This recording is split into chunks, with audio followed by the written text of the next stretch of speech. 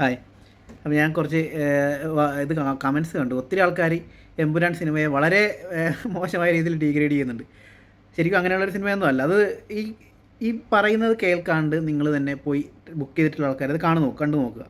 ഓരോ ആൾക്കാർക്കും ഓരോ തരത്തിലാണ് ഇത് ഇഷ്ടപ്പെടുന്നത്. അത് പറയാൻ കാര്യം, ഇത് നമ്മൾ ഓരോ ഓവറോൾ ഇപ്പോൾ ലൂസിഫറിൻ്റെ ക്ലൈമാക്സിൽ അവർ ഡിസ്ക്ലോസ് ചെയ്തിട്ടുണ്ട് എന്താണ് സംഭവം എന്നുള്ളത്. ഈ സ്റ്റീഫൻ നെടുമ്പള്ളി എന്ന് പറഞ്ഞ കഥാപാത്രം എന്താണെന്നുള്ളതും ഇലുമിനാറ്റിയുടെ ഒരു സിമ്പലും കാര്യങ്ങളൊക്കെ അവർ കാണിച്ചിട്ടുണ്ട്. അപ്പോൾ ഇങ്ങനെയുള്ള കാര്യങ്ങളൊക്കെ ഒരു ഐഡിയ ധാരണ ഇതിനകത്ത് വേണം നമ്മൾ ഈ പടം കാണുമ്പോൾ തന്നെ. അതുമായിട്ട് കണക്ട് ചെയ്ത് തന്നെയാണ് ലാലേട്ടൻ്റെ കഥാപാത്രം സ്റ്റീഫനായിട്ട് വരുന്നതായിട്ട് കാണിക്കുന്നതും ഖുറേഷി എബ്രഹാമായിട്ട് വർക്ക് ചെയ്യുന്നതും ഈ ഒരു കാര്യത്തിൽ പ്ലേസ് ചെയ്തുകൊണ്ട് തന്നെയാണ്. അപ്പോൾ ആ ഒരു ധാരണ ഇതിനകത്ത് വേണം. പിന്നെ ഇത് എവിടെയൊക്കെയാണ് ഇതിൻ്റെ ടെറൈനായിട്ട് ഉദ്ദേശിക്കുന്നത് എന്നുള്ളത്. ഇപ്പോൾ ലൂസിഫർ കേരളം എന്ന് പറഞ്ഞാൽ ഒറ്റ പ്ലോട്ടിൽ തന്നെ എടുത്തു വെച്ചിരിക്കുന്നതാണ്. അപ്പോൾ അതിനകത്ത് വലിയ ക്യാരക്ടർ ഡെവലപ്മെൻറ്റ്സോ കാര്യങ്ങളൊന്നുമില്ല. ഉള്ള രീതിയിലുള്ള കുറച്ച് ക്യാരക്ടേഴ്സ് അവർ തന്നെ എസ്റ്റാബ്ലിഷ് ആയിട്ട് തന്നെയാണ് ഈ പടം കൊണ്ടുപോകുന്നത്. ഇതിലേക്ക് വരുമ്പോൾ ലൂസിഫറിൻ്റെ അകത്തുള്ള കുറേ നമ്മൾ സ്മോളായിട്ട് കണ്ട ഒത്തിരി ക്യാരക്ടേഴ്സ് ഉണ്ട്. അവരെല്ലാം എസ്റ്റാബ്ലിഷ് ആയിട്ടുണ്ട്. ഈവൻ സയ്യിദ് മസൂദ് എന്ന് പറഞ്ഞ പൃഥ്വിരാജിൻ്റെ കഥാപാത്രം പോലും നല്ല അത്യാവശ്യം ഒരു ഫ്ലാഷ് ബാക്കിൽ തന്നെ ഒരു 30 മിനിറ്റ്സ് എബവ് പോകുന്നുണ്ട്. പിന്നെ കുറച്ച് ഹിന്ദിയിൽ ഇതിൻ്റെ കഥ നടക്കുന്നതായിട്ട് കാണിക്കുന്നുണ്ട്. ഹിന്ദി ലാംഗ്വേജിലാണ് കുറച്ച് കഥ പോകുന്നത്. ഇംഗ്ലീഷിൽ കാണിക്കുന്നുണ്ട്. പിന്നെ ഇൻ്റർനാഷണൽ ഓപ്പറേഷൻസ്, അതിൻ്റെ ഒരു ഇൻ്റലിജൻസ് ഓപ്പറേഷൻസ്, അങ്ങനെയുള്ള പല പരിപാടികൾ ഇതിനകത്ത് വരുന്നുണ്ട്. അപ്പോൾ ആ ഒരു എല്ലാ സ്പേസും കൂടി ഇതിനകത്ത് ഇപ്പോൾ ഇവർ 42 ക്യാരക്ടേഴ്സിന് 36 ക്യാരക്ടേഴ്സിനെ മറ്റേ ഇവർ ക്യാരക്ടർ റിവീൽ കാണിച്ചിട്ടുണ്ട്. ഈ എല്ലാ ക്യാരക്ടേഴ്സിനും അതിൻ്റെതായ സ്പേസ് കൊടുത്തിട്ടുണ്ട്. ലൂസിഫർ പോലെ അല്ല ഇത് ചെയ്തിരിക്കുന്നത്. അപ്പോൾ ഈ ഒരു സ്റ്റോറി ഇങ്ങനെയാണ് ചെയ്യാൻ പറ്റുള്ളൂ. അല്ലാണ്ട് എല്ലാം ലൂസിഫർ പോലെ ചെയ്യാൻ പറ്റത്തില്ല. അത് ഒറ്റ ടെറൈനിൽ ഒറ്റ സ്ട്രെച്ചിൽ അങ്ങോട്ട് ചെയ്തൊരു സിനിമയാണ്.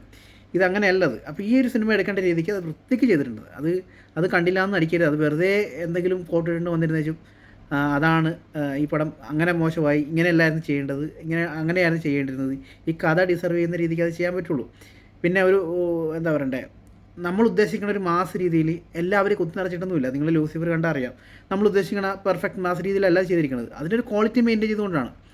ഓക്കെ, ഇപ്പോൾ പുഷ്പ അല്ലെങ്കിൽ ജയിലർ പോലെ കുറച്ച് അതിനകത്തൊക്കെ കുറച്ച് പ്രശ്നങ്ങൾ നമുക്കറിയാം. എങ്കിലും അത് മാസമായിട്ട് എടുത്തെന്ന് പറഞ്ഞത് അത് വേറെ തലത്തിലായതുകൊണ്ട്. പിന്നെ ആൻ്റണി പെരുമ്പാവൂർ ആൻ്റണി പെരുമ്പാവിൻ്റെ റോള് ശരിക്കും അത് ശരിയായിട്ടോ. ആൻ്റണി പെരുമ്പാവൂരിനെ നമ്മൾ ആ ഒരു സ്ഥാനത്ത് കാണുമ്പോൾ ഇത്രയും വലിയൊരു കഥയിൽ ആൻ്റണി പെരുമ്പാവൂർ എന്തുകൊണ്ട് വന്നു എന്നുള്ള ഒരു ചോദ്യം എനിക്ക് മനസ്സിൽ പെട്ടെന്ന് ആൻ്റണീനെ കണ്ട അയ്യോ പുള്ളിയാണോ എന്ന് തോന്നിയായിരുന്നു. പക്ഷേ അവിടെ പൃഥ്വിരാജ് എന്ന് പറഞ്ഞ ഡയറക്ടറുടെ ബ്രില്യൻസ് ഞാൻ ശരിക്കും കണ്ടത്.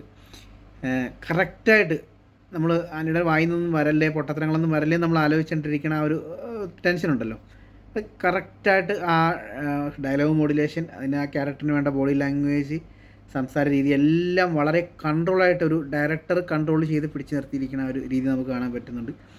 അത് കറക്റ്റായിട്ട് ആൻ്റണി ചെയ്തിട്ടുണ്ട്. ആൻ്റണി പെരുമ്പാവൂർ ശരിക്കും ഇത്ര നാൾ കണ്ടതിനേക്കാൾ ഏറ്റവും നല്ല അഭിനയം എനിക്ക് തോന്നിയത് ഇതിനകത്ത് ആ റോൾ ചെയ്തപ്പോഴാണ് തോന്നുന്നത്. ഒത്തിരി മാറ്റങ്ങൾ പുള്ളിക്ക് വന്നിട്ടുണ്ട്. പിന്നെ കുറേ ആൾക്കാർ മ്യൂസിക്കിനെ പറയുന്നുണ്ട്. BGM ദീപക് ദേവ് നല്ല അടിപൊളി അസലായിട്ട് ചെയ്തിട്ടുണ്ട്. ഇതിനകത്ത് ഇപ്പോൾ എന്താ പറയാനുള്ളത്, സിനിമാറ്റോഗ്രാഫി എന്ന സുജിത് വാസുദേവ്, അതും ഒന്നും പറയാനില്ല. ഈ പടത്തിൻ്റെ ടെക്നിക്കാലിറ്റി, ഇതെടുത്ത് വെച്ചിരിക്കുന്ന രീതികൾ, ഇതിൻ്റെ ഫ്രെയിംസ്, ഇതെല്ലാം ടോപ്പ് നോട്ട്സാണ്, ഒരു സംശയമില്ല. ലാലേട്ടൻ്റെ പെർഫോമൻസ് പലരും പറയുന്നു ലാലേട്ടൻ സ്റ്റീഫനായിട്ട് വരുമ്പോഴാണ് ഏറ്റവും നല്ലതെന്നുള്ളത്. സ്റ്റീഫനായിട്ട് വരുമ്പോൾ പവർഫുള്ളാണ്. അത് നമ്മൾ ലാലേട്ടനെ കാണുന്ന ഒരു രീതിയും കാര്യങ്ങളൊക്കെ ഉണ്ട്. ബട്ട് എബ്രഹാം ഖുറേഷിയായിട്ട് വരുന്ന സമയത്തും ലാലേട്ടന് മനോഹരമായിട്ട് ചെയ്തിട്ടുണ്ട്. കാര്യം ഇത് ലാലേട്ടൻ ഒരു പക്ക ഡയറക്ടർ ആക്ടറായിട്ട് പെർഫോം ചെയ്യുന്നത് നമുക്ക് വളരെ വ്യക്തമായിട്ട് അറിയാം. ആ സമയത്ത് പാളിപ്പോയേനെ വേറെ ഏതെങ്കിലും ഡയറക്ടർ ആയിരുന്നുണ്ടെങ്കിൽ ഇത് ചിലപ്പോൾ ലാലേട്ടൻ്റെ താരത്തിന് ഉപയോഗിക്കാനായിട്ട് അങ്ങോട്ട് അഴിഞ്ഞാട്ടത്തിന് വിട്ടേനെ. പക്ഷെ അത് അങ്ങനെയല്ല. അതൊരു മാസ് ചെയ്യുന്ന സമയത്തും അത് പിടിച്ചു നിർത്തിക്കൊണ്ട് തന്നെയാണ് ചെയ്യുന്നത്. ഞാൻ രാവിലെ വീഡിയോയിൽ പറഞ്ഞതാണ്. പിന്നെ പല ആൾക്കാരുടെയും വിഷയം ഇതിനകത്ത് പൊളിറ്റിക്സാണ്. അതാണ് ശരിക്കും കോമഡി ആയത്.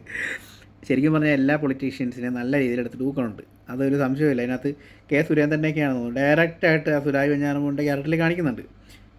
പിന്നെ ഈ പറഞ്ഞ പോലെ കൂടുതലും പണിയിട്ടിരിക്കുന്നത് BJPക്കാർക്കിട്ടാണ്. അത് ഗുജറാത്തിലെ പ്രശ്നങ്ങൾ അവർ ഹൈലൈറ്റ് ചെയ്ത് കാണിക്കുന്നുണ്ട്. അതിനെ ബേസ് ചെയ്ത് തന്നെയാണ് ക്ലൈമാക്സും വരുന്നത്. അതിനെ ബേസ് ചെയ്ത് തന്നെയാണ് ഇതിൻ്റെ സ്റ്റാർട്ടിങ് ക്ലൈമാക്സൊക്കെ വരുന്നത്. അപ്പോൾ അതുകൊണ്ടാണ് പല ആൾക്കാർക്ക് ഇഷ്ടപ്പെടാത്തതെന്ന് തോന്നുന്നു. അതുകൊണ്ട് തന്നെ പല ആൾക്കാരും അശന്ത് കോക്കിൻ്റെയൊക്കെ പേജിൽ പോയി കമൻറ്റ് ഇട്ടിരിക്കുന്നത് ഇതാണ് കറക്റ്റ് റിവ്യൂ എന്നുള്ള രീതിയിൽ എന്തോരം, അതായത് വെൽ പ്ലാൻഡ് ആയിട്ടുള്ള കറക്റ്റായിട്ട് അത് തോന്നിപ്പിക്കുന്ന, ഇവർ പറയുന്നതാണ് ശരിയെന്ന് തോന്നിപ്പിക്കുന്ന രീതിയിലുള്ള കുറേ കമൻറ്റ്സ് ഉണ്ട്. അത് ഭയങ്കരമായിട്ട് പ്ലാൻ ചെയ്തിട്ടുള്ള കമൻറ്റ്സ് ആയിട്ട് നമുക്കത് കാണുമ്പോൾ മനസ്സിലാവും. പിന്നെ അതേപോലെ സുഡാപ്പികൾ ഇതിനെ ഏറ്റി പഠിപ്പിക്കാൻ നോക്കുന്നുണ്ട്. അവരെന്താണ് പ്രശ്നം എന്നറിയില്ല. പിന്നെ എനിക്ക് വേറൊരു കാര്യം ഇതിനകത്ത് പറയാനുള്ളത്, ഈ സിനിമ ഈ നെഗറ്റീവ് പറഞ്ഞ കുറേ ആൾക്കാരുണ്ട്, കുറേ യൂട്യൂബേഴ്സ് ഉണ്ട് ഇതിനകത്ത്.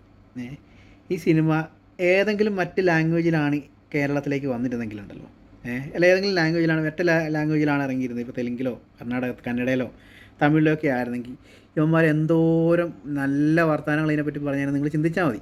ഓക്കെ, ഈ സിനിമ ഇനി ആൾക്കാർ കാണുമല്ലോ, നിങ്ങൾ ഇത് കണ്ടിട്ട് വിലയിരുത്തുക, ഇത് ആരുടെ വാക്ക് കേൾക്കണ്ട, നിങ്ങളത് ചിന്തിച്ചാൽ മതി. ഈ പറയുന്ന ആൾക്കാരൊക്കെ ഇതിനേക്കാളും തരം താഴ്ന്ന എത്രയോ സിനിമകൾ വന്നപ്പോൾ ആ സിനിമ അതാണ് ഇതാണ് എന്ന് പറഞ്ഞ് എന്തോരം പൊക്കിയടിക്കുന്നുണ്ട് ഇവന്മാർ. മനസ്സിലായി? അത് നമുക്ക് അത് നടക്കില്ല എന്ന് വിചാരിച്ചിട്ടാണ് ഈ തള്ളുന്നത്. ശരിക്കും നമ്മളെ ഇൻഡസ്ട്രിയിൽ അങ്ങനെ ഒരു സിനിമ നടത്തിയപ്പോൾ ഇവർക്കത് പറ്റുന്നില്ല. ഓക്കെ, ഇത് ഞാൻ പറയാം, അവിടെ എടുത്തിരിക്കുന്ന ആ സിനിമകളെക്കാളും നല്ല സ്റ്റാൻഡേർഡായിട്ടും വളരെ ബ്യൂട്ടിഫുള്ളായിട്ടാണ് ഈ സിനിമ എടുത്തിരിക്കുന്നത്. അത് നിങ്ങൾ കണ്ടു കഴിഞ്ഞ് നിങ്ങൾ തന്നെ ചിന്തിക്കുക. ഓക്കെ, ഈ പറഞ്ഞ കാര്യങ്ങളൊക്കെ ഒരു മനസ്സിൽ വെക്കുക. ഇലുമിനാറ്റി എന്ന് പറയുന്ന സംഭവം എന്താണ്, ഓക്കെ, അതെങ്ങനെയാണ് ഇവരുടെ ക്യാരക്ടറിലൂടെ എക്സിക്യൂട്ട് ചെയ്യാൻ ശ്രമിച്ചിരിക്കുന്നത്.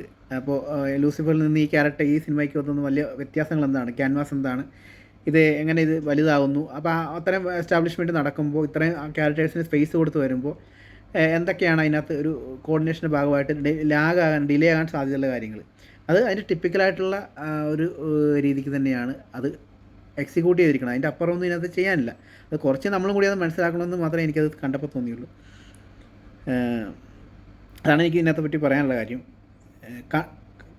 കണ്ടവർ കാണാത്തവർ പോയി കാണുക, തീർച്ചയായിട്ടും കാണേണ്ട സിനിമയാണ്. നിങ്ങൾ ഈ ഒരു സിനിമ കൂടി കണ്ടു കഴിയുമ്പോൾ നിങ്ങൾക്ക് മനസ്സിലാവും ഈ റിവ്യൂവേഴ്സിനൊക്കെ എത്രത്തോളം ഇതിനകത്ത് വിശ്വസിക്കണമെന്നുള്ളത്. ഓക്കെ, അപ്പോൾ അത്രയാണ് പറയാനുള്ളത്. പോയി കാണുക. Bye bye.